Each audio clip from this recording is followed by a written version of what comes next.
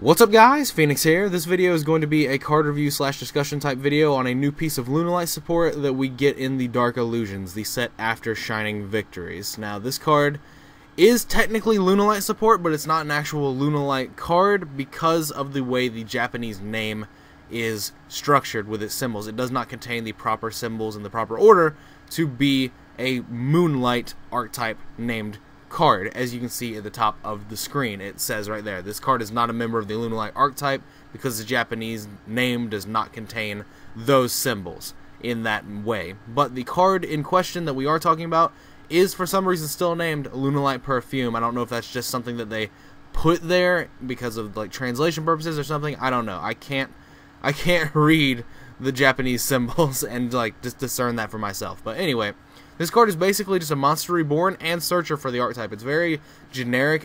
You can use more than one of them as turn. In that regard, it's very, very good. But first line of this card is one of the most hilarious things I've actually read on a card in a long time. This card is never treated as a Lunalight card. I mean, that makes sense because of the name thing, but even if the name was proper for Lunalight, we currently don't have any card in the Lunalight card pool that searches just Lunalight cards. So this card wouldn't really be abusable in that way. So like even if they were trying to future-proof the card, like that's just so hilarious. Like the fact that they would actually make this card be called Lunalight Perfume, and it's actually just never treated as a Lunalight card. So in all reality, its name is just Perfume. But I digress. Its effect is target one Lunalight monster in your graveyard, special summon it. So patch you up, we got you fam, come back from the grave, Monster Reborn. Completely unrestricted, it's just only restricted to Lunalight monsters in your graveyard.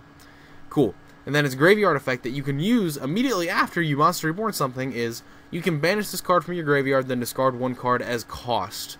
Add one Lunalight monster from your deck to your hand. So this opens up a lot of cool little nifty interactions, where you just continue your fusion ladder moving, because if you fusion, summon into something, with like Black Sheep, you can then use this card to bring back that Black Sheep, and then banish this card, discard any random card in your hand, add another Black Sheep to your hand, and discard that to get another polymerization, thus allowing you to continue your fusion summoning plays without having to fall back on Fusion Recovery and Wolf. So it basically just gives you another form of card that allows you to keep moving, keep going. Now, this card is still very good. It's still a very, very good card. Do not get me wrong.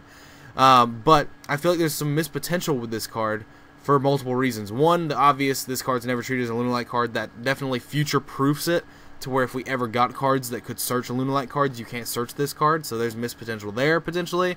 And then, as well, the banish this card from your graveyard, then discard one card, all being part of the cost, means that you miss a lot of potential usability with, like, Crimson Fox and stuff, because Crimson Fox has that effect of if it's sent to the graveyard via card effect, then you make one of your opponent's monsters attack and defend 0. If this card didn't have the discard as cost, and it was part of the card effect itself, that would give you a lot more availability to like trigger Crimson Fox and do all this nonsense. But I mean, I guess you could still argue that you could trigger it with the fusion summon you're about to set up by getting another Black Sheep and getting another poly, all this nonsense, but still, I think that it was some wasted potential. I think Konami's being very, very careful with this card, and I mean, I believe that's correct.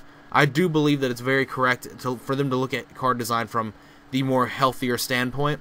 But still, like, there's a lot of missed potential with this card, but it's still very good, and it still does something that the Lunalight deck needed, which is more combo cards, more good combo cards. But anyway, that's basically all I have for thoughts on this card. I really like this card, and I cannot wait to play with it on DEVpro in the Lunalight deck, because this solves a few of the issues that I was having with the deck, and I would love to revisit the deck now with this new card, and I hope we get even more Lunalight cards in the Dark Illusions announced sooner rather than later. But anyway, as always guys, thanks for watching. Like, comment, subscribe, do all the nonsense you usually do.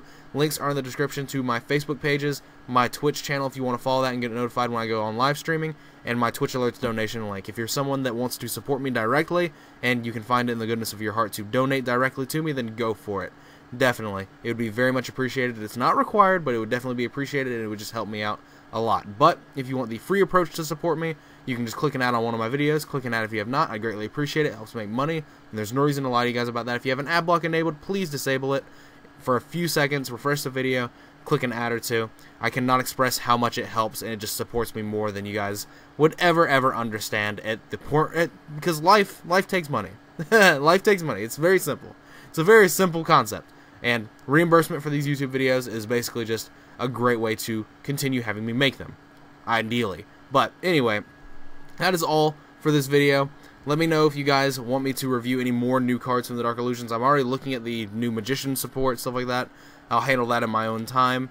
There's a few more cards I'm looking at from this archetype, from this new set as well. But leave a comment down below on what you think on this card, and definitely if you want to suggest single cards for me to do card discussions on from Dark Illusions, definitely go for that as well. I will definitely be paying attention to those. But otherwise, that is all for this video, and as always, guys, take care.